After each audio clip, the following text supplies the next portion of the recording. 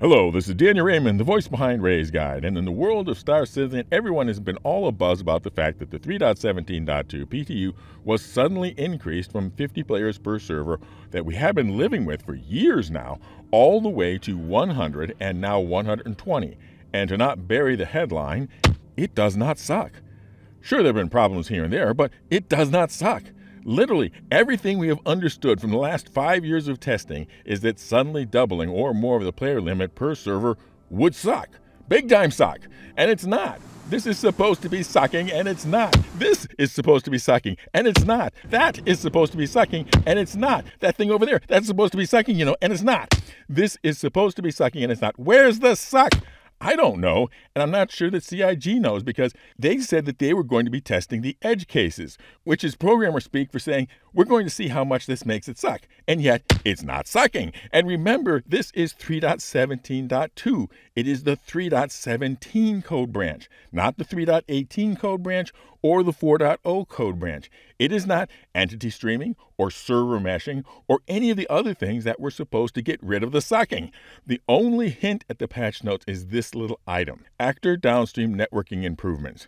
Alpha 3.17.2 adds improvements to the Actor Downstream Networking, which vastly improves how players and NPCs move over the network. The new system should provide much smoother motion with less jittering and unnatural movement, along with improved start-stops, with actors now playing the correct animations instead of tap dancing. In addition, the new system deals with low variable frame rates and variable network conditions much more cleanly. There will be ongoing improvements to this system, and further tuning will be done to various parameters in future patches. But would that alone account for more than doubling the prior server player limits without something else? Particularly since prior wisdom would have been that not only would doubling the player cap cause the server tick rate to tank, but also that if they all collected in one area, our client frame rate would tank. But it's not. So my suspicion is that it's a combination of factors. And my first suspicion is on a hard-working team at CIG that has, in the past, surprised us with after-the-fact updates that some minor letter patch has slipstreamed in some milestone in their work in terms of adding something or removing some inefficiency. And that team is the folks working on the Gen 12 renderer. I just have this gut feeling that they have a role in this, at least on the client side. But what on the server side? On the server side, I suspect that CIG decided to play with server configurations, perhaps with memory or processing power on each server. Now, that does not mean what I think some of you think it means. You keep using the word.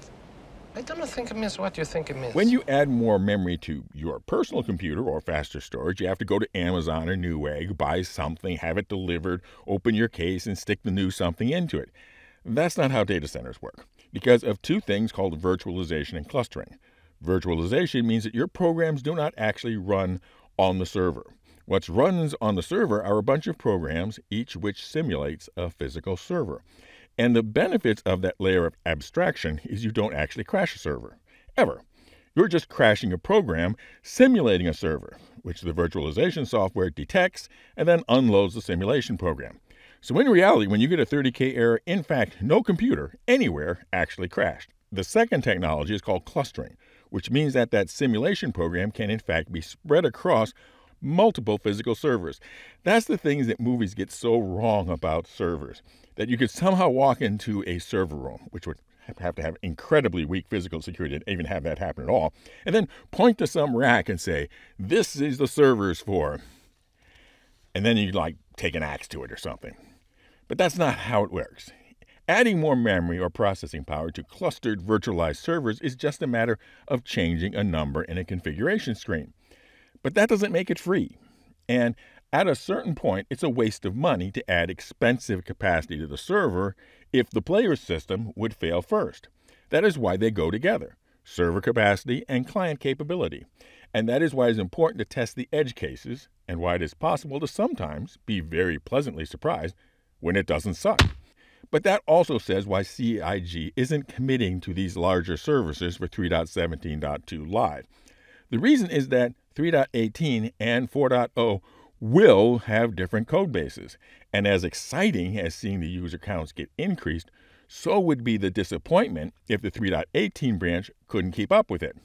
And we all know the Star Citizen user base can be very vocal when disappointed, not to mention the eternal pessimists who are on the sidelines looking for any tidbit of bad news to latch on to as proof that the project is doomed to fail. So I am anticipating that Evocati will be seeing similar stress tests under 3.18. And if the 3.18 stress tests look like 3.18 can handle the same server count, then we might see a similar increase backwards in the 3.17.2 live once CIG is convinced that the 3.18 Evocati that a rollback would not be needed when 3.18 goes live. And now for an update on our dual Grow the Channel Ship giveaways.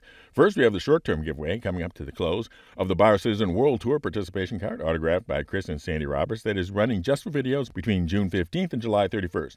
And then we have the Big Ship giveaway. As of recording, we are at 80% of the subscriber goal and 75% of the membership goal to give away to some lucky player their choice of the Anvil Liberator, the Ship Shipping Ship for shipping your ships, or the Misk Odyssey Long-Length Lookabout Launcher Lorry. One entry per video. Members, as always, are mentored automatically, and if the winner was a member as of the publication date of the winning video and at the drawing time, they will win both the Liberator and the Odyssey. For non-members, just subscribe and comment with the secret word. And the secret word for this video is the item from the patch notes that might be contributing to how well the 100-plus payer servers are working. Fly safe, keep it real, and I'll see you in the verse. This is Danny Raymond for Ray's Guide.